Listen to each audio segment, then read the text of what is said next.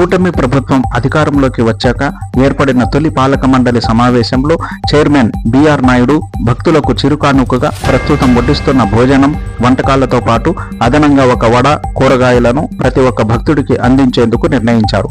అయితే ఈ తీర్మానం చేసి ఇప్పటికే 4 మాసాలు కావస్తున్న అన్నప్రసాద భవనంలో అమలుకు నోచుకోకపోవడం కొన్ని సందేహాలకు తావిస్తోంది. కోట్లాది రూపాయలు వెచ్చించి అన్నప్రసాద భవనంలో సర్వం అందుబాటులో ఉండేలా వంట సామాన్లు, పూర్తి సామాగ్రి, అదనపు వస్తువులు కూడా అందుబాటులో ఉన్నాయి.